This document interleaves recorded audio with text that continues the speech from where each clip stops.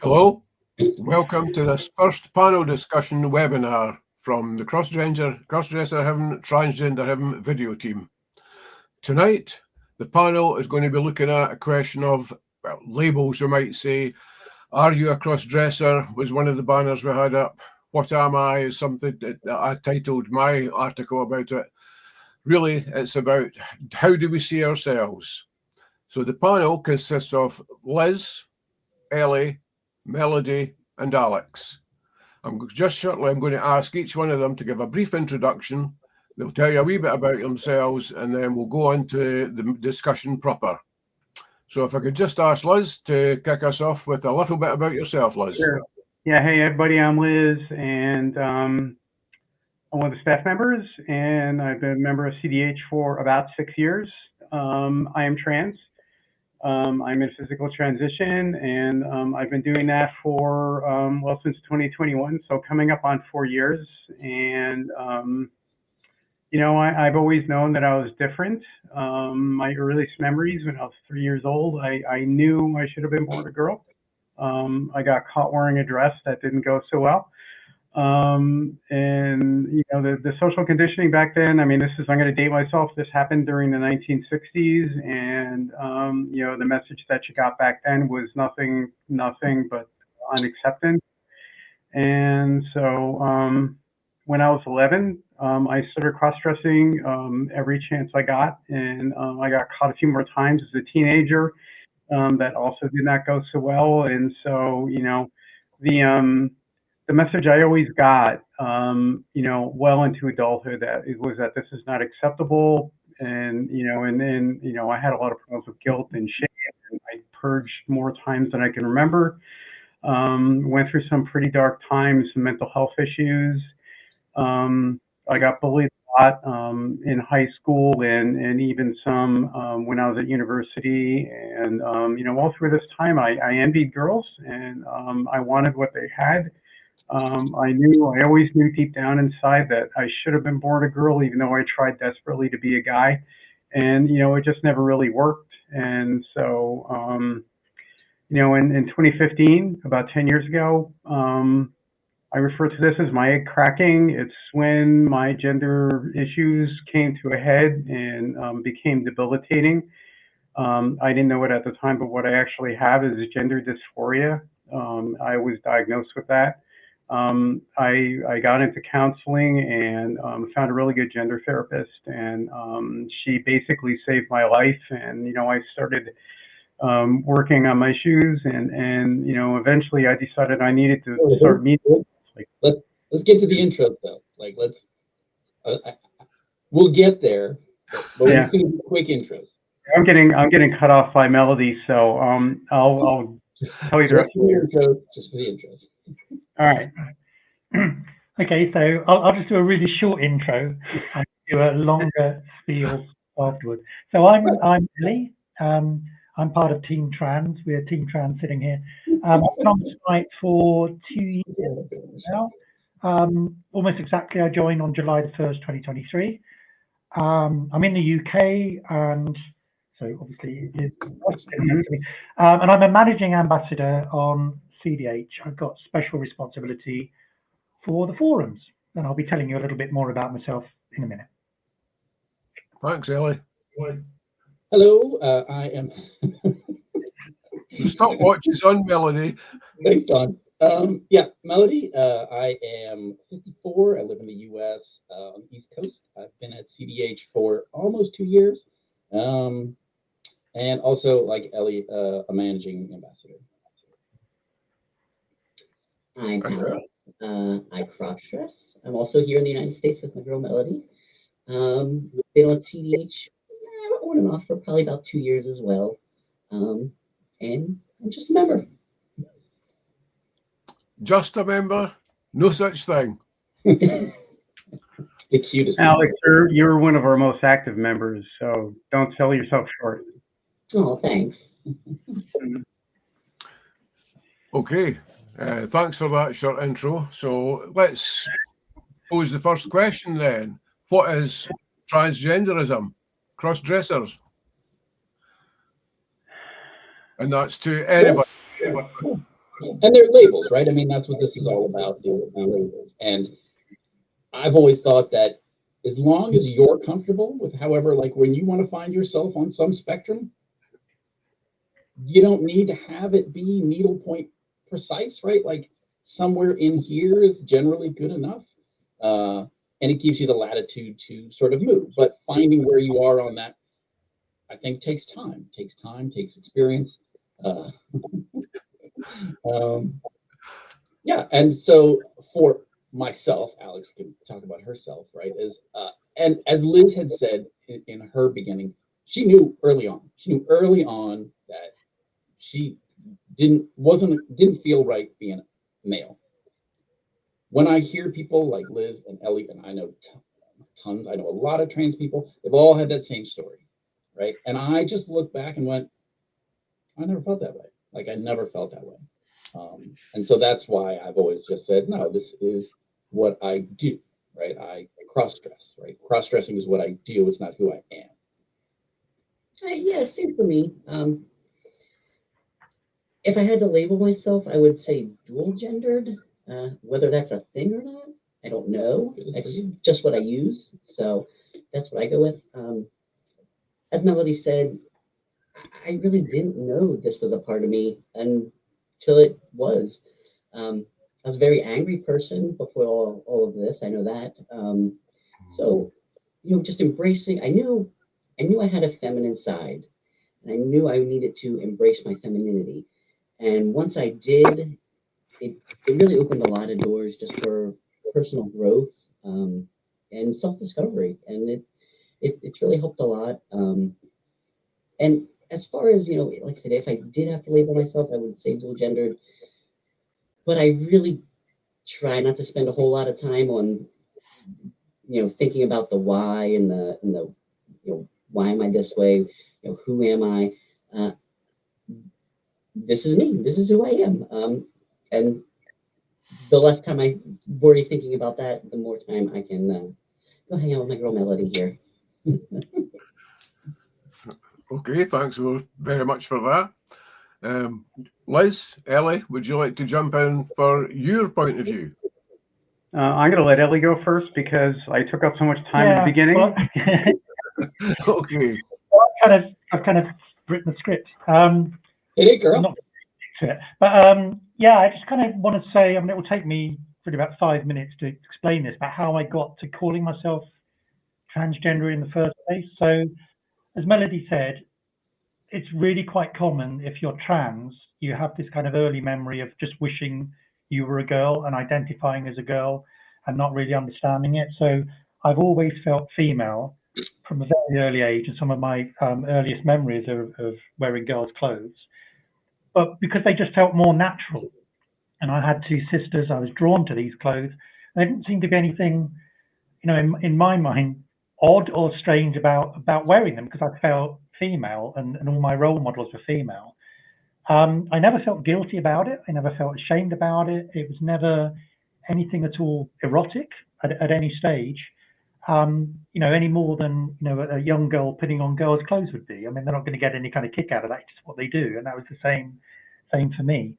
I do remember when I was probably about 6, and I'd gone into my mum's bedroom, and I came out wearing like all her clothes. I mean, like literally all her clothes. And I put on like every dress and all her slips and everything, several pairs of tights. I was wearing a lot. I was like this. And she just like put a hand on my shoulder, and she just turned me around and just, very gently and said, "Oh, they're for girls. They're not for boys."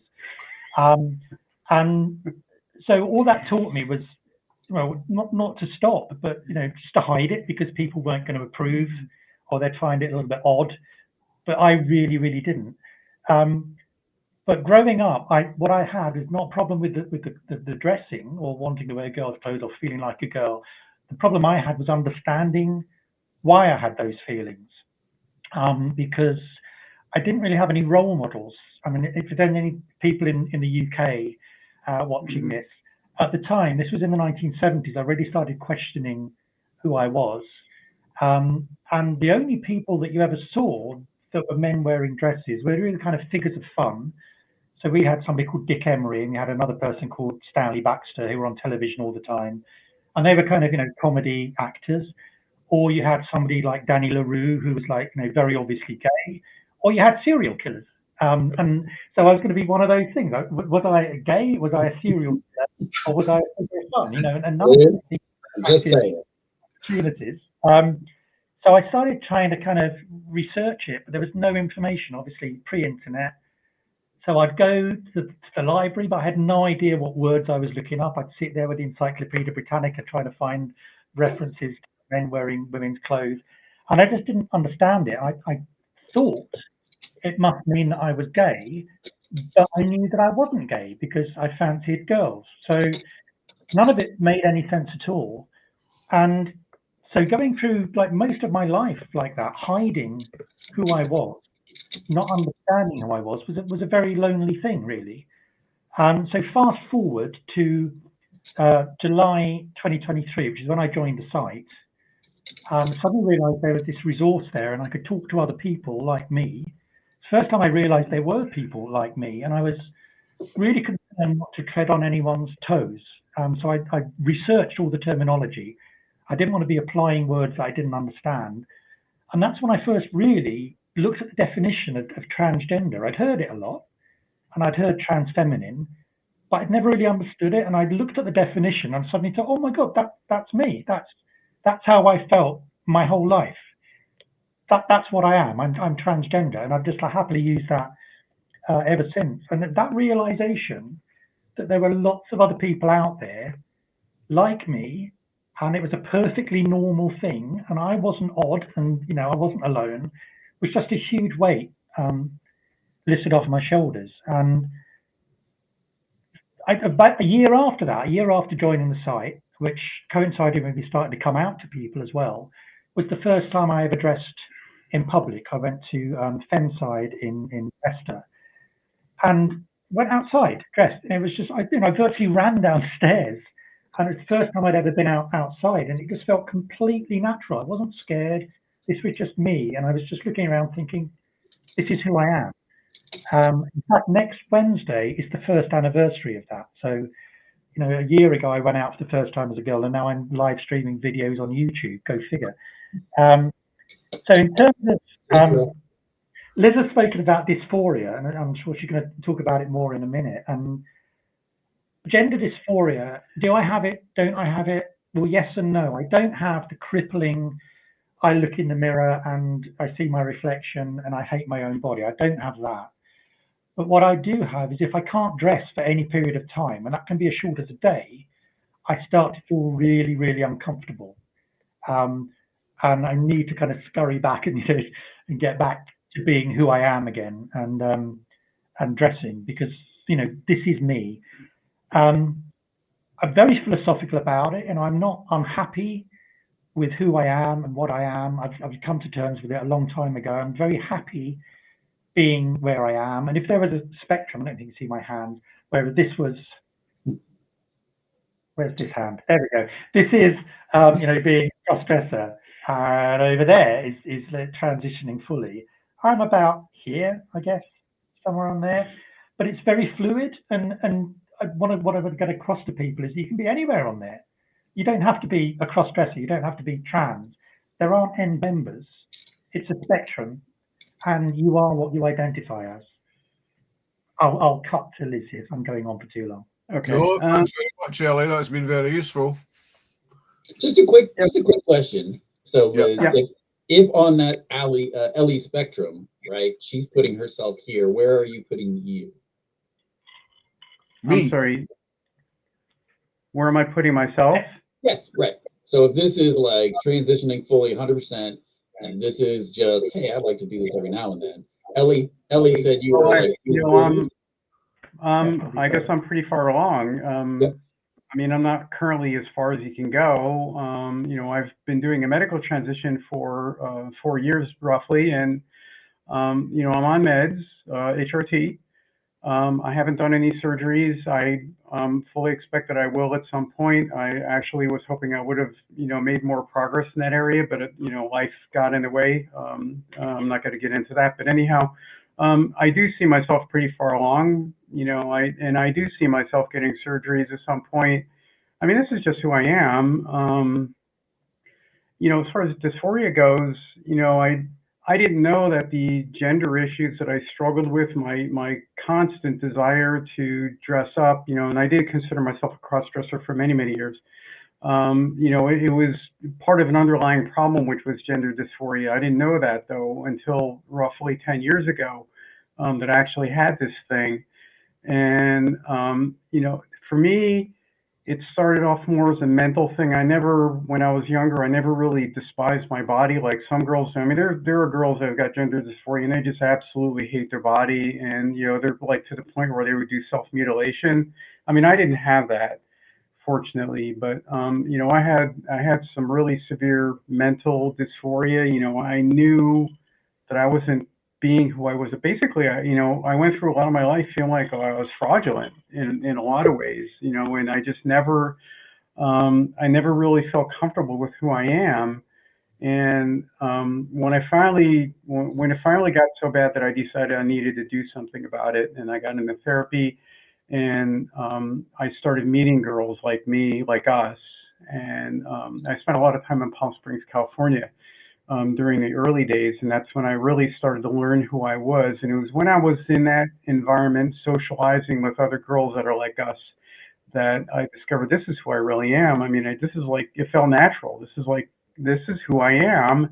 And I would basically live full time for a long weekend, and then I'd have to pack everything up and go back home to San Diego. And, you know, as soon as I went back to my guy life, you know, the anxiety and the irritability and the angst and the depression started coming back. And, you know, and it was just like I was doing this cycle where I just kept going, you know, going up to Palm Springs for a weekend about roughly once a month. And then, you know, I'd have to go back home and live the life that society wanted me to live. And it just wasn't working. After a while, after a couple of years of doing that, it just stopped working. And I realized at that point that, I mean, I wasn't just a cross-dresser at that point. I was way beyond that. And you know, I knew I had gender dysphoria and I needed to do something about it. And I was never going to be happy until I did. And transition really was the right answer for me. So, and now, since I just want to say this one thing and I'll finish up. You know, since I've been transitioning for a few years now, and I've got my gender dysphoria is fairly well under control, I'm discovering now that I really need to do more. And that's where the surgeries would come into place. So anyhow, I'll stop now and let somebody else jump in. Ask how old, when you said you had that light bulb moment, how old do you think you were? I was 50. I was 55. So I'm dating myself here. Yeah, I mean, and honestly, 52, right? I think. Pardon me? I said now you're 52. Oh yeah, that's true. Yeah, the makeup and the hormones and everything, it does age you. Absolutely, yeah. And Ellie, how old do you think you were when that light bulb moment was for you? Well, it was when I looked at that definition and realized the wording of it was an exact fit. That was 59. Right. So yeah, not like in your 20s or 30s. Like, no, I mean, I knew that I felt female. Right. I identify as female all that time. It's just I'd never really realized that word was for me because I'd never really looked into it. Okay. Just curious, right? Like where on your journey each of you sort of went here. Like this is the time where I've been aware the whole time, but now it's like real, right? Not even in an outward way, right? But once you sort of acknowledge something inwardly, I think is when that switch turns. Yeah, it's kind of, I mean, labels are not great really because labels are very static and labels are very rigid. But yeah, labeling yourself, you know, picking one of the words and saying, yeah, that's the best fit for me. It's quite a significant thing because then, you know, you're kind of defining yourself at that point. Right. It centers you, I think, right? So the difficulty then is explaining it to other people because your understanding of that word might not be their understanding of that word. When I've come out to people, like I have to friends and family and neighbors and the Amazon delivery guy, he hasn't asked about what does trans mean, but other people have. And it's quite difficult to explain to somebody that's not trans what it's like. They say, what, so you feel like you're a girl, but you're a guy? And what's that? Well, how do you know you're like a girl? Because you're not a girl. And it's really difficult to explain to somebody else what it actually means. But they are just words. Intimate experience that you've had your whole life that they've never had. I can see that. Yeah. I mean, I would think we have the same to a much lesser degree, right? I think a lot of guys, regular guys would say, well, like, why would you bother doing this, right? And it's like, well, I like this can do a lot of things that you can't do, right? Like dressed up as a guy. I mean, that I can't do either, right? Like how you talk to people, especially women. Like I can go up to anyone on the street and be like, oh, excuse me. Yeah, no, guys do not go up and start putting their hands on people. So it's hard to sort of explain that sort of same expression. Like I think for Alex and I, it's like, here's how I want to express myself. And I cannot do that, right, in my guy life, right? It's either awkward or uncomfortable or just socially prohibited, right? But as soon as I do this, totally disarming, no problem at all. Nobody seems to care. But Melody, what's your background? So how did the cross-dressing start, and how do you know you're not? I have been wearing undergarments probably since I was 13, 14. At that age, obviously the hormones were rampant and a lot of it was super sexual. That went on for decades. And it wasn't until maybe 3 years ago that when I was taking photos, I wanted something to cover my back because it was so incongruous with the rest of me. And this was it. This is what I got. Not this exact one. This is like my 6th one, but just a long red wig. I was like, yeah, great. And once I put it on, I was like, oh, wow. Like I did not expect that. And so then one day I was gonna get dolled up and my girlfriend was like, do you want me to do your makeup? And I was very leery because I had a not nice ex-wife. And I was like, do you want to do my makeup? Like, let's establish who's going to be responsible for this later. She looked at me like, I do not have time for this. She's like, do you want me to do your makeup or not? And I was like, yes. Once she did that, and then I kind of had the whole real picture, I was like, oh man, this is amazing. This is fantastic. Let's go outside. Let's go somewhere. Like, I mean, we didn't, but that's how I felt, right? The empowerment, the liberation was incredible. And I was like, okay, so we need to find some way to do this like I do. And that was Pride of 22. I went to Pride of 22, and that was my first time out. Yeah. Melody, it sounds like cross-dressing is almost like a mask that you can put on. Like some people wear sunglasses to hide their eyes. It makes them feel anonymous. If I were going to take that example, I would reverse it, right? It's less of a mask and more of like a pulling back. Okay. Like here's how I am. Like it's like Melody is and Melody is who I am, and so it's a reveal more than a mask. And not that my guy self is a mask either. It's just that's what's on the outside all the time. And so this is more like, oh look, I can do this and express myself this way so that my behavior and my appearance are more in alignment. Yeah, I'd sort of echo what Melody's saying there. So it's not really a mask when in terms of our experience. The first time I was fully made up and looked in the mirror, it's like I was seeing myself for the first time. Mm-hmm. So rather than putting a mask on, it was like taking a mask off, and there I am. I was revealed. Mm-hmm. I saw me. Saw the person I'd always wanted to be as my reflection, and there was no mask anymore, and that was liberating. That was absolutely empowering. It really was. Yeah, that was my experience too. My first makeover was maybe 7 or 8 months before I joined CDH in early 2019, and I've been in the closet, and I tried doing makeup, and I was doing a pretty lousy job. I didn't look good, but I figured, well, I should just let someone who knows what they're doing give it a try and see what happens. And and so I went to a studio up in Los Angeles, and a gal named Gina Ortiz runs the studio, and she did my makeup, and she wouldn't let me see what she was doing until she was finished, and then she did the big reveal, and it was like it was really like an oh my god. It was like I couldn't believe it, and it was like I was looking at somebody I didn't even know existed. It was almost like I felt like a different person was looking back at me in the mirror, and I knew right then and there, it was like there's just no way I can go back into the closet after this, and I did CDH a few months after that. I was looking around for a support site, and I had a few false starts with some other sites until I found that one. But that makeover really changed my life. It was one of those defining moments for sure. Yeah. What about you, Alex? Yeah, for me, it was, I touched on it a little bit before. I was really very angry. So I'm married, I have 2 kids, I've been going through life thinking. She wasn't angry about that. That's not what I was angry about. But I'm going through life thinking, I'm supposed to be this one way. In the back of my mind, I'm knowing, something's just not right. It's just a little off. And kind of the same timeline as Melody, probably about 3 years ago. I just decided I got to take this plunge. Like I knew what cross-dressing was. I knew what trans was. I knew I wasn't trans, but I knew I wasn't, just a cis male. So I gave it a try, and I ended up loving it. I guess that's the way some things go.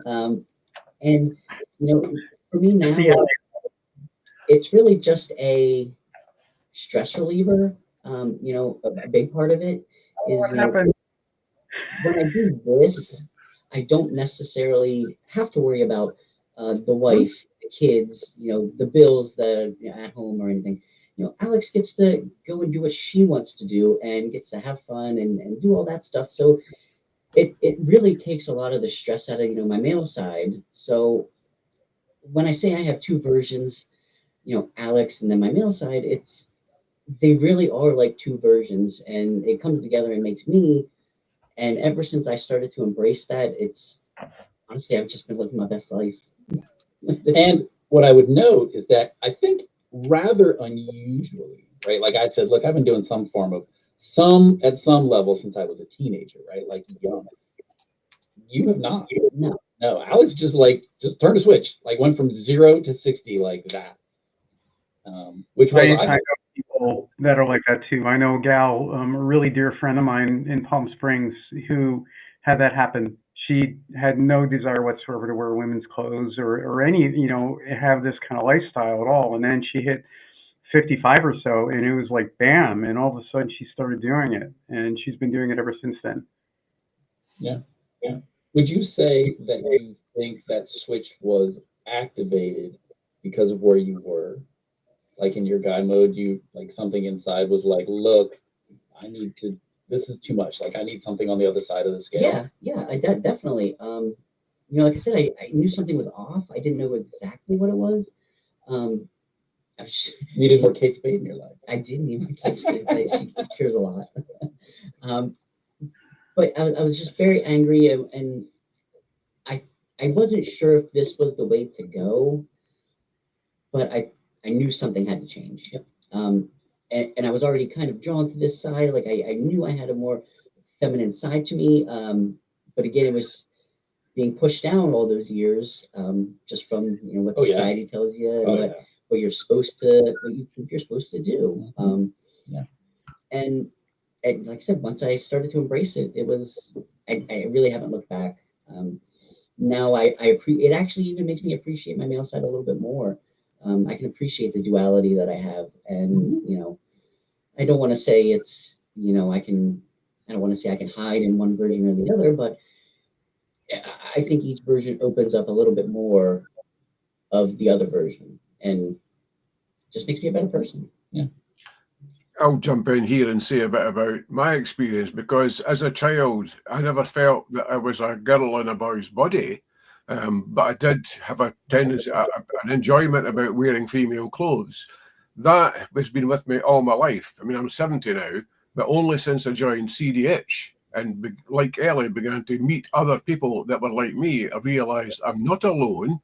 And it's only, it's in the past 18 months since I joined there that I've really gone for I mean, I would be happy to wear this stuff all the time, but I don't want to transition. People say to me, I'll say, I see myself somewhere in the middle of the spectrum, if there's a spectrum, in as much as I can be a guy. I'm quite happy being a guy, but I'm not quite as happy as I am like this. And I never look in the mirror as a guy and think, oh, that's fine. But I look in the mirror like this and think, oh, I like that. I'm happy like that. Well, it's, you know, I don't know. Ellie, what's your experience of that? You said the same thing about, I remember when you went to Tracy's and what you wrote about it afterwards. This, just, there I am. Yeah. Yeah, well, I'd had a couple of experiences of that actually when I was much younger. So I was in my 30s.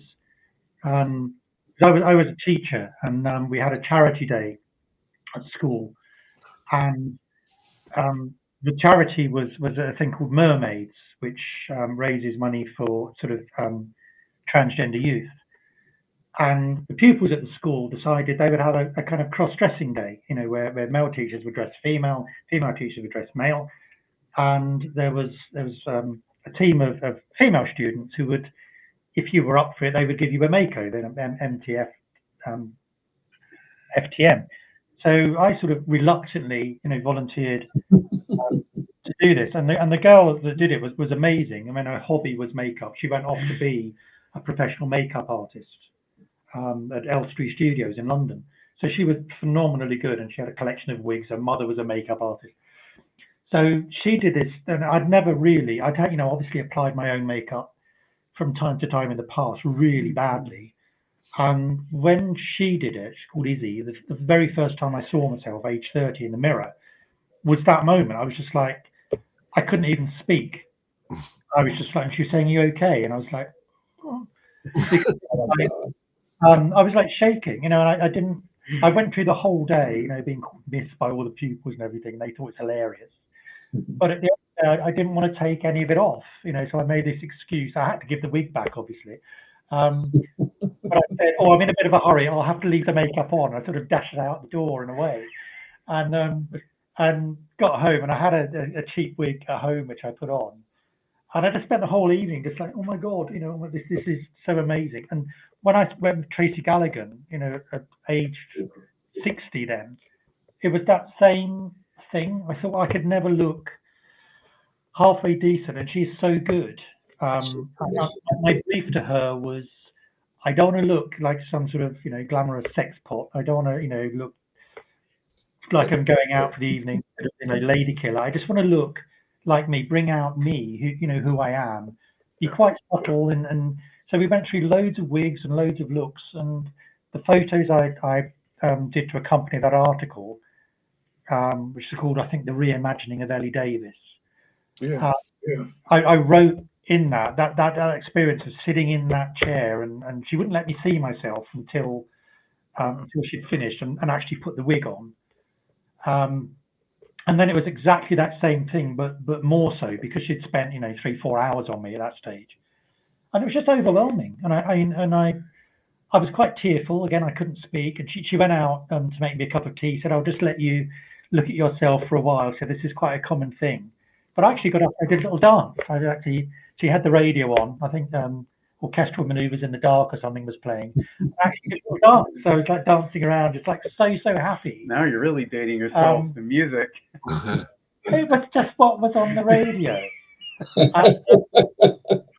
Yeah, and I've had that every time since. You know, it's that moment of, she does the makeover, you know, and Ali, you were there, and Liz was once when we did it for a make up and go. And it's that moment that says, we can look now, and it's, look, there she is, you know, she's back. There's Ellie. And it's just recognizing yourself, who you've always been, but there you are, you know, she's somehow stripped away the veneer of maleness and revealed the real you, and it's just a delight looking in the mirror and seeing that looking back. I was so happy when you posted that. I was just elated for you. And I just want to say, it also is okay if you're still trying to figure out where you're at on, you know, on this spectrum here. You know, if you don't know, that's okay. I mean, it should always be a work in progress. At least I know I am. The more work you can do on yourself, the better it'll be in the end. And like I said, that just even if you don't know, you can't come up with what you think you are or what you or how you feel. You can't quite explain it. That's okay. Okay. And that's what I was saying before, was find a range on a spectrum that you feel comfortable in. You don't need to get that super specificity, right? You don't need it to 4 decimal points, right? Nobody needs that level of specificity, because I think Ellie or Liz, one of you two, had said, like, it sort of pigeonholes you into that. You're kind of labeled with that now, right? And you also don't have to think that if you've given yourself that range, that's where you have to stay. Agreed. You might be over here or over here. Yeah. Well, we are. I mean, we're all who we are, and labels kind of do pigeonhole you a little bit. But the way I see it, we're all beautiful. Whether you got a face full of makeup on, or whether you're really dressed down a lot, you're just wearing maybe jeans and a t-shirt. We're all beautiful. And the beauty comes from inside. That's the way I see it. I mean, when you're living authentically, that's what's really beautiful. I mean, when how you see yourself and how you present yourself to the world are in alignment, and you have that confidence to be out in the world, it really makes a big difference. I mean, not only do you feel good about yourself, but people will feed off of that, and when they will see, it doesn't matter what you look like, they still see you as a beautiful person. At least, assuming that they're open-minded types, they will. And that's been my experience, really. It's been being who I am has been so unlike what I thought it was going to be when I was younger. There was just so much, I've been so socially conditioned to not accept who I was. And then, when I finally started being who I am and transitioning, and I saw that there was so much acceptance in the community and just in the general, just in the world, it really made a huge difference in my life to know that. It's just being who we are is it's such an affirming feeling. It really is. Brings up, I think, a point about labels, right? Human beings are the nature's label makers, right? Each one of us is that little machine that cranks out labels and puts it on everything. Safe, not safe, red, blue, tall, short. We label everything so that we can identify what's in our environment. It's an animalistic sort of simplistic behavior, but it makes us label everything. And so when it comes to labels, that's really sort of the issue. Is I feel like we're conditioned to label things, and that includes ourselves, right? Mm-hmm. If I got to label everything, well, I need a label for me, right? If for no other reason, so that other people know what label to put on me, right? I will give the label that I want to have, and of course, it doesn't work like that, right? People are going to give you the label that they want to have for you, right? The lion's not going to come up to me and I'll be like, "Oh, I put a safe label on you, so you're safe." The lion's going to be like, "Oh, well, crap, that's unfortunate. I was planning on eating you." That's not how it works, right? Everybody gets to label everything else their own way. And that's where labels start to have problems, I think, is because we're thinking about how others are going to label us, right? And so we feel like if we get out ahead of that, label myself, then that will be the label that I get. But it doesn't work that way. No, and if you feel like you have to behave a certain way, I mean, that doesn't really work either. At least I don't think it does. I mean, when I came out fully, I came out to pretty much the entire world over 3 years ago. It was a little bit a few months into my transition, and and I realized, like, I'm just being me. I'm just living my life, and if I try to be what the world thinks a transgender person should be, well, there might be something about that doesn't really sit well with me. It's like, why do I have to do that? It's like, I'm just being who I am, and that's how I've always lived my life since I started transitioning. Melody point struck a chord with me, and I was going to throw something out to the audience to say, do you label yourself for yourself, or do you do it for other people? And this harks back to you, Ellie, trying to explain what trans is to somebody. Are we looking for a label that's acceptable to us to use for other people? Yeah, the thing is that there's a lot of people there's a lot of ignorance about what the words actually mean. People think they know what they mean, and they've heard them in the press, but a lot of the journalists don't really understand what they mean. No. And I had a lovely conversation. You were there, Ali. We were at Pink Punters in March. And just for everybody else, it was very, very quiet. We were there on a Friday. We didn't realize the cocktail bar was closed on a Friday, and we'd gone there for the cocktail bar. And anyway, we're sitting there by the fire pit thinking, well, just having a lovely chat amongst ourselves. And this group of women came over. It's 3 o'clock in the morning because we're party animals. And they came over, and one of them, one went and talked to Ali, and one went and talked to me, and a couple went and talked to Fluff. But the woman talking to me, we had this really earnest conversation about, I just had to come over because I've seen you sitting there and I want to know more about you. She was lovely. She was absolutely delightful.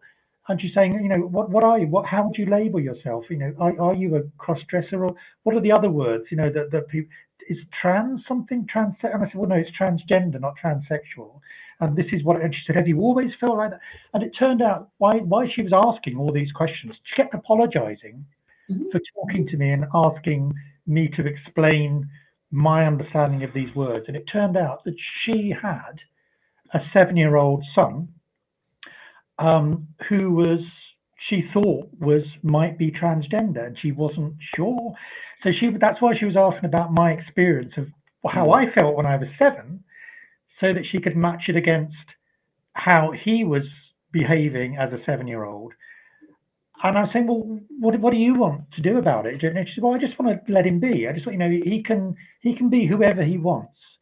I just want to be there for him and to love him but she said, I do want to understand what it's like. And I said, you're doing exactly the right thing. You know, people should be allowed to be who they want and grow up to be who they should be and discover who they are without anybody else steering them in a particular direction so that they become what society wants them to be. And she said, well, yeah, that's exactly what. And she said, do you think he's transgender? And I said, well, I don't know. I mean, it might be a phase, but it doesn't matter. That is just a word. Right. He's him. You know, he's your son. And that is all that counts. Just love him for who he is and stop putting labels on things. It's going back to what Melody was saying. Right. Yeah, they'll pick a label for themselves when they get to some age. And, you know, hopefully, I was going to point this out earlier. I think most of us, not Alex, most of us, right, grew up in the 70s, 80s, like that was our formative time period. And there was no being feminine in any way. Like, you were going to have a rough week, if not month, if not rest of your school, if you sort of even hinted at that. So, you know, I think it's good where we are, right? I mean, you know, people are, it's tough. It's tough, but it's better than it was 40 years ago, right? Like, and I don't better. I wouldn't have done it 40 years ago, but that's not the point. The point is, this 7-year-old boy's mother is already like thinking about this, right? That would not have been a case for any of us when we were 7. They'd have been like, go take that off. What are you doing? That's just silliness, right? It would have been dismissed immediately, right? And mostly, I think, if most of our parents were good caring parents, would have been for a safety. Like, you know what's going to happen if you go to school talking about that, wearing that, looking like that? You are going to have a rough day, baby. So I think that's what it mostly was. But now it's like, no, I'm going to defend my child against the rough day that they might be in for, right? I'm going to back them. So I think that's great that mom came up to you to say, let me educate myself a little bit. I mean, you know, there were probably better ways to do it, but that was the opportunity she had in front of her. And she was like, take advantage of this. So good on you. On her. And Alex is 29, so she doesn't get to. Okay. And looks 29. She's not really. The other thing that's really good that I didn't realize would happen when I started going out. When I say I only went out for the first time as Ellie just under a year ago, but since then I've been to Leeds First Friday twice, Pink Punters twice, been out in London, out in Leicester, you know, Sparkle at Manchester. I've really sort of, you know, making up for lost time, and it's quite common for young women to come up to you and tell you that you're beautiful. And that's Mhm. kind of overwhelming, you know, because you spent your whole life hiding, and suddenly there are people coming up to you in the street that you don't know, saying, Even "You are really beautiful," and just even walking some older, away. or even some older Not only not accepting you, but actually complimenting you. women in their 50s and 60s occasionally, you know, they'll say it's like, "Oh, I love your nails," or "I love your shoes," or, you know, something like that. You know, I get more compliments in a week than I used to get in a year before I cracked. That's Absolutely. the And I would say, I was saying go that ahead. no one has ever said that to me in mail mode. But No, last year at Exactly. Leeds, that happened. That's right. Yeah, And Exactly. it's the younger generation. Ellie, you mentioned on Instagram, a lot of the young people arrange to have nights out, and it will just be a case of, are you wearing a dress or are you wearing jeans? And it's that acceptability that yeah. now What I've noticed, used because I'm organising, or we're organising Leeds First Friday, CDH and LFF in 2 weeks' time. And in order to do that, one of the organisers, Gray, was on Instagram. So that was the only way I had for a while for contacting her. So I hadn't signed up there before, and I went on there, and that's when I realised that CDH, there's a whole load of us sitting, you know, full of anxiety, sitting there saying, I don't know who I am. I'm, you know, shall I go out? I'm scared about going out, and I've never told anybody who I am. And there's a whole younger generation in their 20s and 30s that just don't even bother with it. Just go out and do it. And they're out Mhm. every weekend Mhm. socializing. They all know each other, and they go to, you know, Leeds on the first Friday. They go to Pink Pumpers on the second Friday, Glasgow on the third Friday, Edinburgh on the fourth, you know. And there's this big social scene going on, and nobody is worrying about it. Nobody is thinking, who am I? What am I? They're just going out and having fun. Mhm. And just having a whale of a time. And it was an eye opener just how many of these people there are. Because I've seen people on in the past come onto CDH, and they're trying to work out how many cross-dressers there are in the world, you know, and they say, well, you know, on CDH there are 50,000 people and the world population is this, so therefore this is the percentage. You say, well, whoa, that's a tiny fraction of the cross-dressers and trans people that are on CDH and TGH.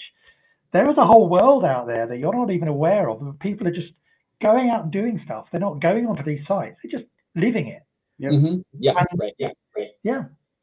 Yeah. It's different for them, but I mean, you know, my experience has been kind of like that too. I mean, since I've been transitioning, I mean, this is who I am. This is a life that I'm living, and I go out all the time. I might not be wearing makeup. I might be wearing makeup. I don't know, but I just go out and I live my life, and occasionally I go out and I socialize. And you know, to me, it just feels like it's kind of like, you know, back in the guy days, a long time ago. And, you know, I wouldn't even think twice about going out with my buddies and, you know, drinking a couple beers or, you know, whatever we're going to do, maybe go to a ball game or something like that. And now, you know, I just go out and I just socialize with friends. I don't even think twice about it. I just go out. I think it's a kind of generational thing as well, Yeah. though, because our generation, not Alex's, obviously, she's 29. Our generation is, we've grown up with this kind of anxiety that we've had to hide because there's no role models and he's had to stay hidden. So now, you know, a lot of us are still anxious in our 50s and 60s. The people in their 20s and 30s, they never had that. They grew up with full access to information and loads of role models, positive role models. So they're very, very different. And it's to be celebrated. It's an absolute delight. If anybody watching this can get out to one of those events in the UK, Sparkle, Leeds First Friday, Big Night Out. In America, you know, Keystone, you know, Keystone or Esprit up in, Yeah. you know, in Washington State. just do Yeah. see. There's so many of them. You will learn so much about yourself by seeing other people. I mean, honestly, it'll change your life. It'll change your life. Yeah. Mhm. Absolutely. Finding your tribe, so important. So important. Yeah, just to, you know, talk about just a little about the generational difference. You know, the first time I actually did dress, I actually did go out. I dressed, I did my makeup, and you know, not very well, but I did the best I could, and I just loved how the way I looked, and I decided, you know what, I'm gonna go out, and I did. I didn't know anybody. I didn't know where I was gonna go. I ended up at a bar in Harrisburg, and that was pretty much it. You know, not one person talked to me the whole night, which I didn't mind, but it was just just getting out there and just going and doing it, and not really caring, how I looked, or was my makeup perfect? Did my outfit match my shoes? None of the stuff that I worry about now. In a very reverse sort of way. Right. Hey, We've had we a had a question. sorry. We've got a question from yeah, Susie. Yeah, That was a Susie good Peterson question, had a yeah. question. If we could just pop that up there again, because I think that deserves to be answered, to actually be addressed. Yeah. And I kind of want to give you my opinion on this. I think that now trans women are more accepted. I think trans people in general, not just women, but also men, are more accepted by people in general. I don't want to go. I don't really want to say that they're more accepted than cross-dressers. And the reason why is because when you put a dress on, or if you're a gal and you dress as a guy, the world doesn't know the difference between a cross-dresser and a trans person. They just see someone who's bending their gender in some way whatsoever. I mean, unless you fully pass. Honestly, there's not too many of us that pass 100%, but they don't know. The guy that's walking down the street, or the gal that's walking down the street, she doesn't know whether you're trans or you're cross-dresser. But she's probably going to assume that you're trans because that's what the media has been talking about. They talk about us like that. Legitimacy, you know what? Whether you're a cross-dresser or you just wear panties under your outerwear, or you're fully transitioned, or you're just doing hormones like I am right now, it's all legitimate, every bit of it. It doesn't mean that one is more legitimate than the other. I mean, we're all beautiful, okay? We're all beautiful, and that's just how I see it, and I think a lot of people understand that. Yeah, one thing that just occurred to me as Liz was saying that. So it used to be that I would buy all my clothes online because I was scared about going into a store. After joining CDH and confidence going sky high, I now go into stores and pick out a dress and want to try it on. But I know that a lot of the sales staff, depending on their age, kind of really. But if I said, "Hi, I'm a cross-dresser, can I try this dress on?" they might kind of go, "Ooh." Whereas if I say, "Hi, I'm trans, I'd like to try it," straight away it's, "Oh, they come this way, we've got special change." People seem to understand, be more accepting of the word trans than if you said you were a cross-dresser. I think there's still a little bit of suspicion about where you'd be coming from and what your motivations might be if you just said. So this is why I always say trans. I might be wrong about that perception, but it's worked every time for me. If I've gone in, bought these wonderful glasses, obviously, which are female frames. So I went into Specsavers and just said, "Hi, I'm trans." She said, "Oh, excuse me, sir, you're looking at the female lenses here. Why are you?" And I said, "Oh, well, I'm trans." And it was, of course, I'll help you straight away. If I said, "Yeah, I'm a cross-dresser," she might have done a bit of a double take. Same with makeup artists, in Boots. I go and have makeup lessons in Boots near where I live. And I'm straight away, I said, "But this is for me, I'm trans." And it's just this, they're delighted to help you. I mean, I to be honest, I've never tried saying, "Look, I'm a cross-dresser," because I don't identify as a cross-dresser. I think of myself as Ellie. And right. Yeah, you just answer the question honestly. Yeah.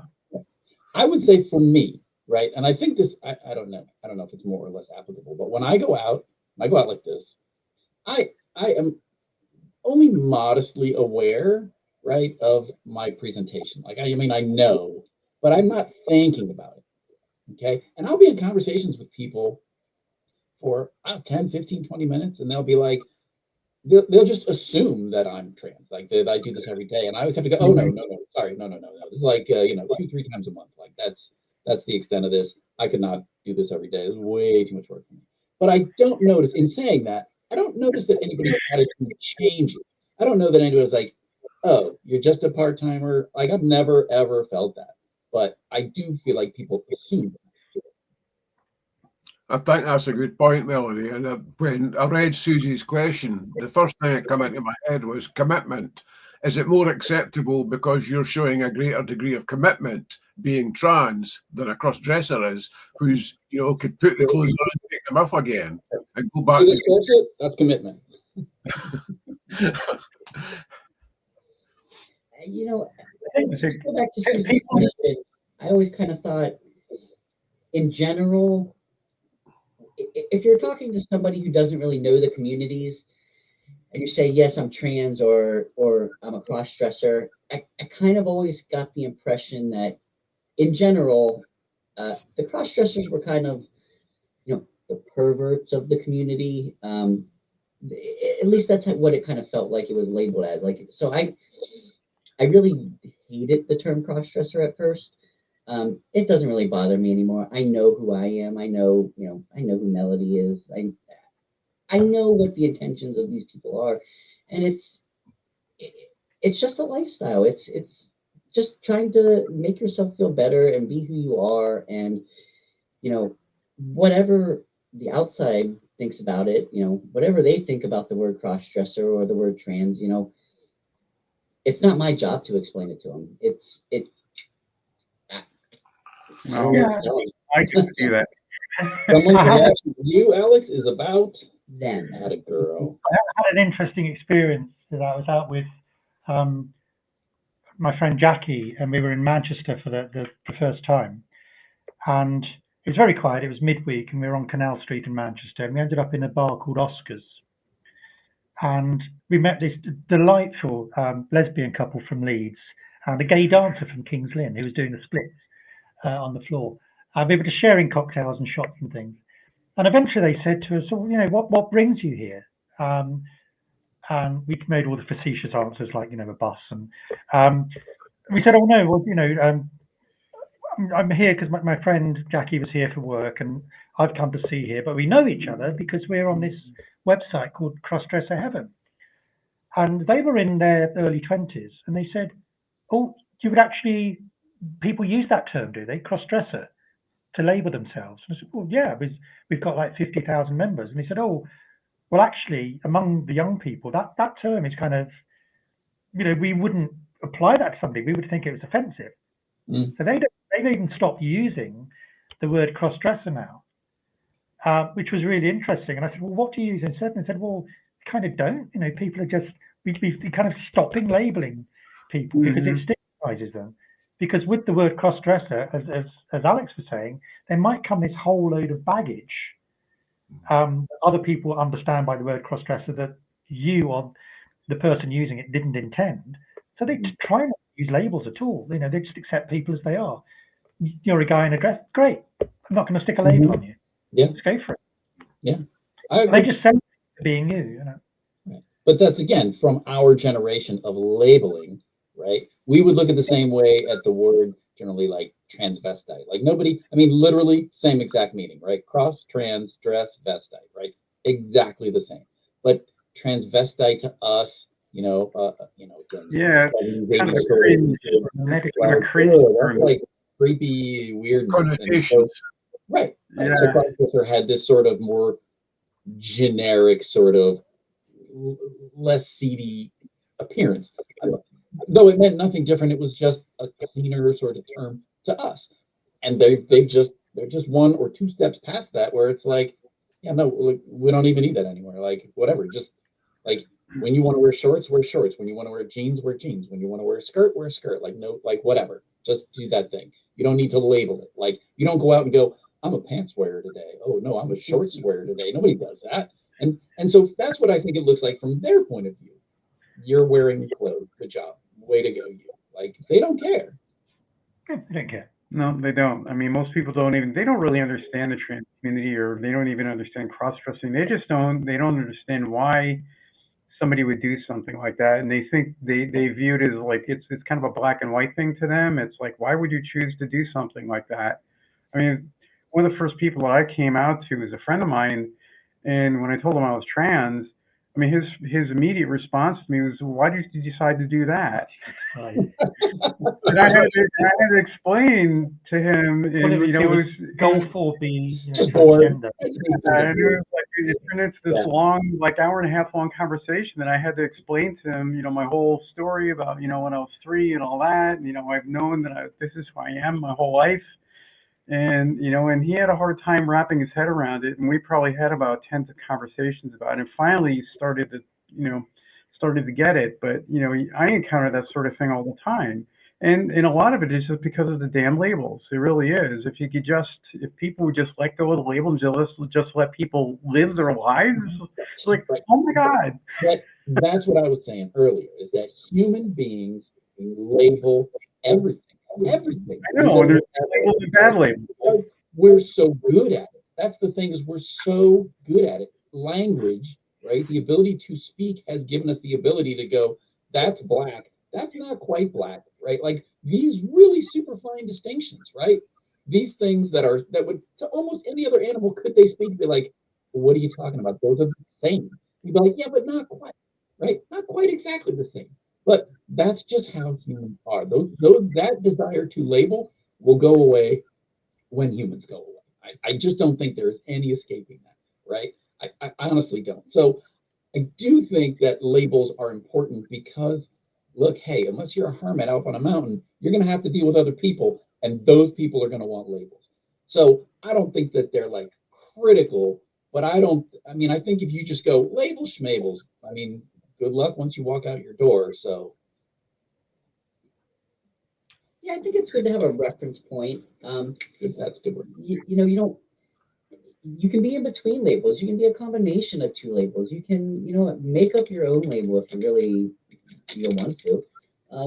Just have a reference point of, okay, I'm somewhere here. I'm fine with that. Gender fluid, that's what you identify as, Alex, right? Is gender fluid, and that's actually it's a pretty cool term in a lot of ways, because I mean, it gives you a kind of a broad spectrum of, how you want to live your life. Mm-hmm. And it's such an odd term if you think about it. Like, what is exclusively masculine? Like, what person is just entirely 100%, 0% masculine, and the same on the other end of the spectrum? Nobody. Everybody's some level of this thing, right? Like any dad who goes and takes care of a crying baby. Oh, well, hey, buddy, like, guess what? You're bigendered now. I mean, yeah, right. I mean, that's kind of the point. Everybody's in the middle. Guy out there ran out of clean underwear, and he decides to, his wife says, well, here, try mine on. And he puts them on. It's like, hey, these feel pretty good.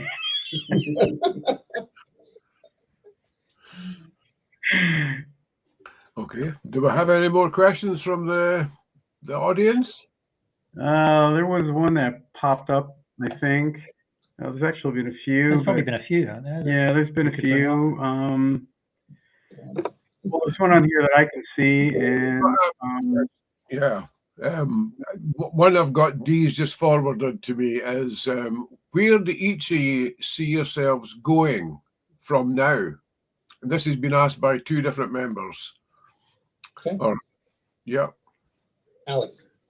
Wait, sorry, what was the question? Question is, where do you see it going? Like, where from now? Where do you go from now? Hit, I don't know, 30 or some crazy old number like that. It's hard to say. I honestly don't see transitioning in my future. I just don't battle. I mean, I'm no expert on trans and what they have to deal with, but I don't really have any kind of dysphoria. I'm not battling anything like that. For me, I appreciate the duality. I'm kind of happy where I'm at, to be honest with you. If it evolves to more, I mean, we'll have to wait and see. That's always possible. But yeah, for me, I'm kind of just on the track I'm on. I'm just going to keep doing what I'm doing. And that's kind of me. You decide to do something else. Yeah. Yeah. I would echo that. Okay. Yeah, I would echo that. Kind of, it just turned on, and it's entirely possible it might just turn off. I wouldn't say no, never say never, but I'll keep doing this as long as when I look in the mirror and see this, I'm like, yep, that's me. Yep, we're doing that today. Okay. Which is the foreseeable future, however long that is. Okay. Well, I've always felt female to do it. So inside, kind of consider I am a girl anyway. The only way I would ever consider, I kind of to a degree socially transitioning, but in terms of physical transitioning, I don't see that in my future at all. If I had a higher degree of dysphoria, then yes, I would. But because I don't, because I'm quite happy in the place I'm in, I don't, the risks involved in that, as Dr. D will tell everybody. And if you go back and watch the videos on that, far outweigh the benefits for me. So I'm just happy in the place I'm in. I've come to terms with who I am. I like who I am. I don't need to change. And actually, there are benefits, although I feel female, of toggling into a male persona from time to time, because it kind of opens up doors for you that being entirely female wouldn't. So it's kind of a little bit of the best of both worlds.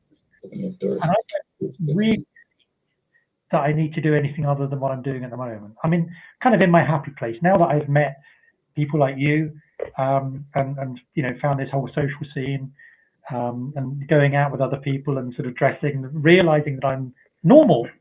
I don't need to change. Do you feel, Ellie, that you are open to that changing? Like if you woke up one morning and went, you know what? Would that be like a barrier? Like, are you still sort of attached, or do you think, oh yeah, like if that's how I wake up feeling, we're gonna put that engine in gear and go? Yeah, well, I don't know, because I mean, I've had people come on the site occasionally and they say, I'm considering taking hormones for a while just because I want boobs. And then I'm going to stop. You think, no, you don't do that. Don't just have hormones and then stop. If you want boobs, go and buy some boobs. If you feel that need, get something you can stick in a bra and take out again, because you have no idea. Going on hormones is a one-way street, really. And you shouldn't just do it, trivialize it. If I want to present female, I'll be doing that in 2 weeks' time with Mel, with Ali, with Liz in Leeds. I've got some D cups that I can just stick into a mastectomy bra, and I'll be fine. I don't. Nobody knows what the future holds.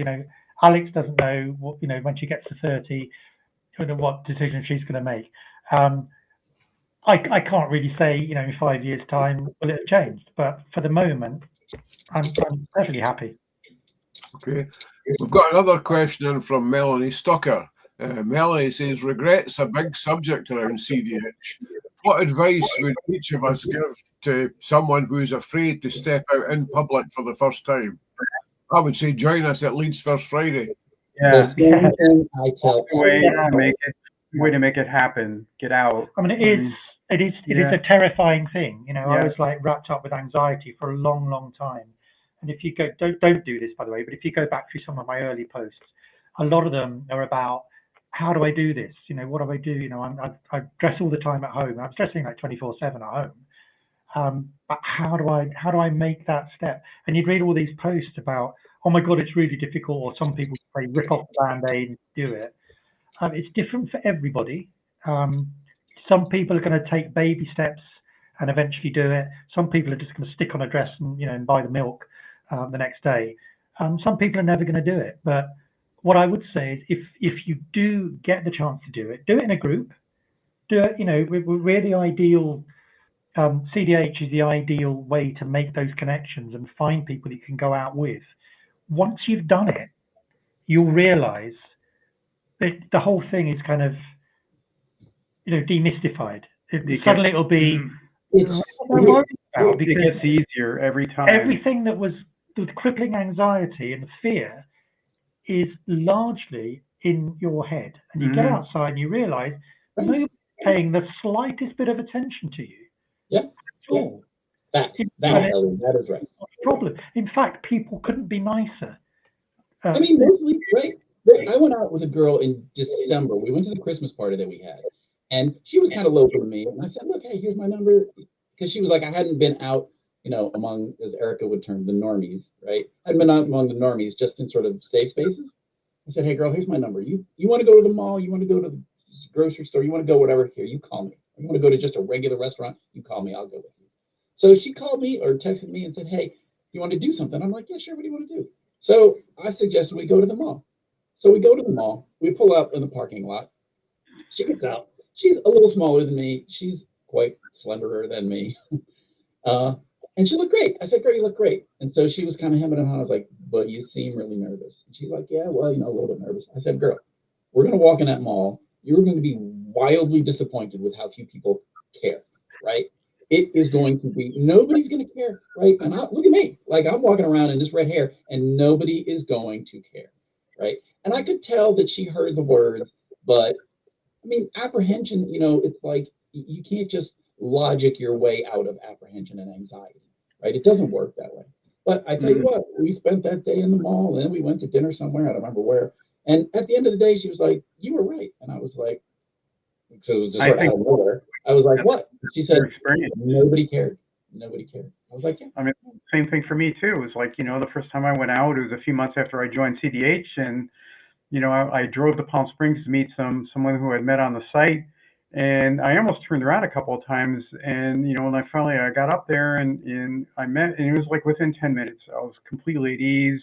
Nobody cared. We were going all over. We went shopping. We went out to have lunch. We had coffee. We had dinner. I mean, it was a great day. And it was like after that, I just it just became easier and easier every time I went out. And now I just I just go out all the time. But I think anyone, after they've done it a few times, they realize like all the fears that they had and all the things they worried were going to happen, none of that stuff is going to happen. I mean, it's really people don't care. With me, it was kind of stages really, and I kind of deliberately I planned it this way. That first makeover with Tracy Gallagher at Femside, all I did was went out, after that 4 hours makeover, went outside for an hour, standing outside her studio, in public, but it was just, it was safety was only yards away, but I felt completely safe, felt completely relaxed. But I was in an environment there where they're used to seeing people cross-dressed, every day of the week, there's people standing there having their photo taken. Next time I went out was Pink Punters a week later in Milton Keynes. Again, very safe environment. You're there in one building. Everybody else there is on the LGBTQT spectrum. Next time I went out was Leeds First Friday. Everybody there is, so I was aware that everywhere I was going, I was feeling safe, I was feeling accepted, but they were in very particular environments where that was going to happen anyway because of, the people that were around me. Mm-hmm. So it was a very deliberate, very different thing. In March, I mean, Ali was there as well. We went out, visited a friend in Oxford, and I deliberately made the decision, I'm just going to dress this morning and I'm going to go out for the whole day around Oxford as Ellie. I'm going to do my own makeup, I'm going to stick a dress on, and I'm just going to do it. Now, 6 months before, I would not have been ready for that at all, but I just knew this was the day, it felt natural, I wasn't anxious, and it just came. I just knew when I was ready. Nobody forced me into it, nobody else on the site said, you've got to do this, Ellie, otherwise, this is going to happen. I knew it was the right time for me, and I went out. We walked around Oxford, didn't we, Ali? And we were there all day. We did, the park and ride on the way in. We went for a meal. We went for coffee. We went for a pub. We had a lovely day in Oxford. Park and ride back out. And then we went to Tesco's and did the shopping, and it was amazing. Nobody paid the slightest bit of attention. Mm-hmm. We were completely relaxed, and that was that experience. Just after that, it was, what's the problem? I can just do this and it's fine. But I knew when it was right for me in answer to Melanie's question. I remember we spoke about blending in when we go out, and you didn't blend in, Ali, because I had this bright red coat on and, 3-inch heels, I think it was, clacking up and down Tesco's shop. There was only one, it wasn't really a negative thing, but we were walking down the street in Oxford and we did hear a comment. It was like, oh, that looks like so-and-so in a wig. But that was it. It was one guy's comment, and I think there was a bunch of young guys, 3, 4 maybe, didn't even look down, didn't direct it at us. I mean, this was directed at a friend. So even the sort of slightly less positive things about it weren't really that bad. And we must have encountered well over 1,000 people that day, plus, you know. The most welcome interaction was there was this Christian guy in the street trying to press leaflets into people's hands, and he saw us coming and turned away. That was a great reaction. I was like really delighted with that because we didn't get bothered by it. Yeah, and you know, we all like going out and stuff, and you know, if you decide that that's not for you, that's okay too. You know, if you just want to do it at your house for you, that's fine too. You'll like everybody here said, if it is something you want to do, you'll know when you're ready. But when you are ready, just try not to let the excuses and the fear drive it. You know, if it's something you want to do, it's like anything. Like it, you know, in guy mode, if I want to go to Lowe's and build a swing set for my kids, you know, I'm gonna make it happen. Same thing in girl mode. If I want to go out and I want to go to an event and I want to meet new people, you just got to make it happen. You know, I think like everybody here mentioned, the biggest thing is fear. And I think a lot of people see the, you know, the fear that the news says and, you know, whatever you see, fear, you know, because all the hate on the internet. Well, there's not going to be these groups of people where you're like, there's not these groups of people that hate us, you know, at the local Denny's, you know, that's not usually their hangout. I guess, I don't know. But you know what I mean? It's, yes, it seems like a lot when it's on the news or on the internet, and yes, anybody can be tough on the internet and you know, say whatever they want. But when you're actually out there, like, it's not a bunch of groups hanging out, just, you know, throwing things at you or you know, following you around with signs. It's not like that at all. I honestly would be like, can you follow me? Can you bring that sign with me? I'm going in here. Come on, let's go. Like that would be the best. But it's about. There was a lovely thing yesterday, which was brilliant, and it was there's a lot of anxiety, particularly after the High Court ruling in the UK about if you're cross-dressed using women's toilets. And you know, it's easy to get the idea that anybody, you know, where you certainly wouldn't want to go into the gents dressed like this. You know, you get beaten up. No. So your only option is to go into the ladies, and there's this fear that there's going to be all these people there going, no, you mustn't do this. You know, you're going to hitting you with their handbags, knocking you to the ground. But the story was this: a cross-dresser had gone into a loo, and they'd been challenged by this woman. What are you doing here? These are not for you. The High Court ruling said. And there were about 15 other women in there, and they all sided with the cross-dresser. They said, of course she's welcome here. She's very welcome here. It's you that's not, with your attitude. And they chased this woman out of the toilet. So the reality is very, very different from what you'll get from the press. Right. And social media. It's very easy to say the world's against you, and it's not. It's very supportive. To address Alex's point in a shorter way, right? There was a discussion one time going on, and somebody had said something like, hey, I want to go out, but I've never done it, and I'm looking for some pointers. And the comments that just sort of flowed into the room from people was, hey, you know, blend in, keep yourself, you know, don't dress outlandishly, make sure you go somewhere safe. And I let this go on for a while, and I was like, look, none of that matters. None of that matters, right? And you can tell because it's just mathematics. Flip the script. Dress in your guy mode and go to the grocery store and act like you're planting a bomb. Now tell me, is it how you look or where you are that's causing the problem? Or is it how you're behaving, right? When I go out like this, or you know, wherever I go, I can go to a club or I can go to the mall, right? It doesn't matter. I act like I belong there. I just go about my business. I don't think who's looking at me, who's watching. I mean, hopefully it's everybody, but I mean, it's not a concern of mine. I can't get caught up in that, right? Because that realizes madness, right? You just go do you. It doesn't matter, right? It's your behavior that matters. So and that's the one thing you can control. Just go there and be like, oh, I'm shopping. Well, what do you think you're doing? Picking lettuce. Why? I think once you know, after you've been out a little bit, you know, and you get that confidence built up, and you can own it at that point, and it doesn't really matter. I mean, it's almost like you start wearing Teflon, and it doesn't matter. You know, you see people glancing at you, maybe they snicker, and it just kind of rolls off of you. It doesn't really bother you at all after a while. And it's just owning it. You're just being who you are at that But in point. Ellie's example of that person in the bathroom, right? They probably just went in and were like, look, I'm just using the loo. Like, what's the big deal? If they'd gone in there acting like, oh my gosh, then, the rest of the women might have been like, yeah, you're acting a little weird, right? But they didn't. They just were like, I'm using the loo. Relax. And all the other women went, yeah, this is normal behavior. You're the abnormal behavior, Miss Karen, flipping out over there, right? So just act cool, right? Everybody just be like Fonzie, right? And what's Fonzie? Be smile and be happy. It was like, oh my God, you're going out. You're doing something you've wanted to do for so long. It's like, smile, be happy. And if you do that, people start to notice. They'll key off of that. It generates enthusiasm with other people. If you're happy, if you're giving that vibe out to the rest of the world, they're going to be around you. Thanks, Susie.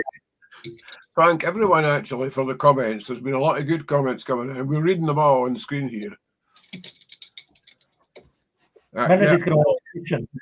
Melody's point about owning it is how I remember taking that attitude with me to the first time I went out in Leeds with, as it happened, Ellie, Liz, Fluff. And I thought, well, okay, you're going to own it. And the other phrase is fake it until you make it. I was feeling nervous inside, but I wasn't going to show that. I went out, I smiled, I held my head up, and the reactions from people were exactly as everybody's saying. It's, you do that and you shouldn't have a problem. Mm-hmm. Yeah, right. And that's how you learn. I mean, when we did the Keystone workshop, that's exactly what I said. It's a fake it till you make it game. The first time you go out, right, you're like, But if this is registering calm, right, you're going to see that, that's kind of all that matters, right? That's kind of all that matters.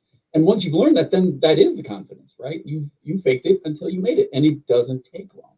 Just, oh God, I just want everybody to do it so bad. Do we have any more questions?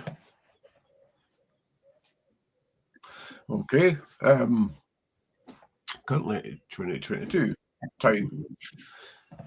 Thank you, Don. Yeah. Thank you. It was good to see everybody. I was glad. I mean, I think I knew almost everybody that popped in. Just staying with this thing about fear of going out and how you get out. We mentioned this earlier, the CDH at LFF thing. We are going to do this annually. So this is going to be the first one. We'll do it at Leeds annually. There may be opportunities throughout the year where CDH members can get together. I mean, it's up to you. You want to do that, you tell us, we can arrange stuff like that. Well, in the UK, I mean, LFF happens, every month, Leeds First Friday. So, you can always find some kindred spirits in Leeds the first Friday of every month. Possibly you'll run into some CDHers there. So not hard. Yeah. And I know Ellie's mentioned to me that every Friday in a month, there's things happening. One Friday it's Leeds, another Friday it's Milton Keynes. Glasgow has an event. I'm not sure if it's the second, third Friday, which Friday it is. But Friday. Yeah. And I just want to say, for the gals that are in the U.S., I lived in the U.S. for many, many years, and so there's an annual event that happened like a Spree and Keystone and the Erie Gala, and there's a number of other ones. There's several, I believe, in Las Vegas. You can sign up and go to those things, but if you want to get out there, you can reach out to your girlfriends that are local on CDH, or you can reach out to your local LGBTQ support organization, and you can go to a meeting and meet some people there, and and find ways to get out then. And you don't necessarily have to go all dressed up. If you want to go in drab, you can do that. They're not going to think that because you're not dressed up as a gal that you shouldn't be there. They're not like that at all. They're very, very accepting in those kinds of organizations. And for me, I mean, that was one of the things that helped me out when I was first starting. Was like I got connected with a local LGBTQ organization, and I started going to some meetings, and I met some local gals, and we started socializing a little bit. So, you know, there are definitely options out there if that's what you want to do. Just a quick note. I see that Stevie Brock said, "Hi, I have a difficult time being who I am as people seem to keep me at arm's length." Yeah. I would say to that, right, that, well, first of all, Alex, what's the first thing I'm going to say? But people keep her at arm's length. That reaction is about them, not you. People's reaction to you is about them, and it's not about you, right? Maybe they're hung up. Maybe they're shy. Maybe they had a bad day. Who knows, right? Don't let people's reaction to you influence who you are. You know who you are. So just keep being you, Stevie. Hey, you're gonna find that group. You're gonna find that person or that group that's gonna go, she looks cool. I would like to talk to her. Okay. There's no guarantee when it'll happen, sooner or later, but it will. You just keep putting yourself out there, right? Remembering that it's got nothing to do with you, right? The example I always give is, if I ask Alex, am I tall? She can be like, yeah. If I ask Trixie, am I tall? She can be like, not really. I'm the same height I was the whole time. Nothing about me changed, and those reactions are about the other people and not about me. So, Stevie, just keep doing you. Just keep being you and lean into it, and you'll find those people, right? You'll find those people. It'll be worth it for you. Yeah, exactly. Okay. I'm being told that we are running out of time. We're just coming up to an hour and a half now, and we're allowed about 2 hours for this. Is there anything else that we've missed? Stevie, we've got a comment from Stevie. Leeds will be my first time out with people like me. Stevie, are you coming to Leeds in a fortnight? Yeah, that's what she said. She's coming to this. It's August. I have her on the list. I have her on Ellie's list, which I've been updating, Ellie. I don't know if you were watching, but I've been watching that, yeah. Okay. Yes. Yeah. Yes. Yeah. If you come to CDH at LFF, I mean, there's a group of us going to be there. Me, Ellie, Melody are all going to be there, and a couple other girls, and it's going to be a very safe environment. Yeah. You'll be very welcomed, and there's around 10 of us there now on the Thursday as well, because people wanted to arrive early and make it, a longer kind of weekend of it. So we're all going out to a place called Chaya Prior, to a Thai restaurant on the Thursday, and then going out around all the bars. I mean, the bars are there, whether it's Leeds First Friday or not. They're incredibly accepting. You're going to have a wonderful time, and on the Friday, that's when the numbers arrive. And honestly, there's going to be around 25 of us from CDH, but there'll be 300 other people there as well. Crossdressers from all over the UK and the world, and it's just a wonderful environment. Yeah, CDTG, incredible environment, and it goes forever. Yeah, if you want to be out there till 3 o'clock in the morning, 4 o'clock in the morning, you can. We're going to do our best. Us old gals are going to do our best to try to stay awake until 3 or 4 in the morning. Lovely little compact area as well, so you'll never get lost. It's well policed. It's a delight. Best place you could possibly go to get out for the first time. Yeah. I was not expecting the level of welcome and inclusivity that I found when I went out, and because simply everyone is welcoming. And I'm going to tell you three right now that I'm a hugger. You are all getting hugs. So I'm just telling you, you better have a sign or some stiff arm going, because it's the only way you're going to get out of it. Okay. I think that's all. My friends are there on a Thursday, Steve is saying. Okay. I saw Melanie had a question, sort of late for a question. How can people meet others? I mean, I think we've kind of touched at that, right? I met people by finding a meetup group, at least over here in the US. I know meetup is in the UK. I don't know how big it is. But in the US, I found 2 meetup groups in the DC area. If you live in or near a modestly sized city, right? Like, let alone if you're anywhere near Chicago, St. Louis, New York, and Miami, LA, any of those big ones, there's going to be tons of options, right? I went to Orlando the other April. And I was like, well, I'm going somewhere. Like, I'm going to find something to do. And I found an LGBTQ group having a game night in some bar. I'm like, all right, that's where I'm going. So I just went there and hung out. And they were like, how'd you find us? I was like, meetup. Like, just went there and had a great time. Everybody was super nice. Like Liz mentioned earlier, LGBT groups, support groups. That's how I started. That's how I found, a lot of the local ladies that I interact with, and I still go to my meetings all the time. So, And I would note that I met this gal through CDH.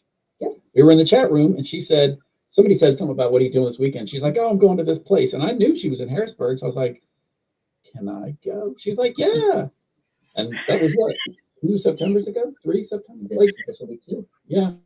And I mean, this is my girl. This is my girl. I love this girl. We are besties, this girl and me. We hit it off just like that. You just never know. Just go. Just look what I would have missed out on if I hadn't just popped up in that chat room and said, Can I go? Kindred spirits. Just ask. Yeah. Just ask. I would also recommend you look at the local places section on the CDH website. LA, among others, has done a fantastic job of putting a lot of places on there that are safe to go. Pick one of them, call them up before you go, and then well, as all the bars and the restaurants and everything I put on there. I put on every single LGBTQT group that I could find in the UK. So Stevie is with Nottingham Chameleons, I think, and we've got 3 or 4 girls going from Nottingham going up to Leeds. Rosalind Demir, well, I won't go through all the names, they might not want me to mention them. But there are loads of these people, and as Melody says, just about every big city has some group. And on our site, on the local places site, it'll tell you what day of the month they meet, what the times are, and who to contact. Just get out there and do it, because there's this whole world waiting for you if you want to. Nope, and I say this all the time. I have never been out either on the site or out in the real world and talked to a single person who said, "Gosh, I wish I'd started doing this later." Not one. Every single person is like, "Why didn't I start doing this sooner? Look what I have missed out on." Don't miss out. Don't miss out. Cannot say that strongly enough. Okay. Go meet your Alex. One more comment. Diane Rosalind. Who's that? Diane Rosalind, that must be one of the chameleons, I'm assuming. Well, Diane and Rosalind are 2 of the chameleons. Yeah, right. They're coming. Yeah. Oh, so that's Steve replying that those are the 2 other people. I think we've got Jane as well coming. So I think there might be 4 people from Nottingham Chameleons. But anyway, I got it. It's going to be a wonderful, wonderful time. I think we're about ready to close up. Yeah? Everybody happy with that? Yep. Yeah. It's been really positive. Yeah. There you go. Okay, well, this has been our first panel discussion. We'll have more of these, I think. It's up to you. I believe so, yeah. Not going to be the last. No. So we welcome the comments we've had so far. We certainly welcome the questions you've asked. And we look forward to doing something for you again. And if there's any questions we didn't get to, if we didn't answer any, we'll answer them in the forum, in the thread that'll follow this. And remember, this will stay on YouTube. So if you've got friends that haven't been able to attend tonight that would like to see it, it will be there to look at, view at your leisure.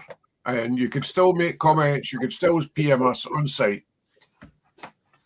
Thanks, Allie, for running it. Thank you. All right. You're welcome. Yeah, thank you Very much. Yeah. Okay. We're just about to end the stream, so I think we'll just big wave, big say thanks very much for attending. Bye. Bye.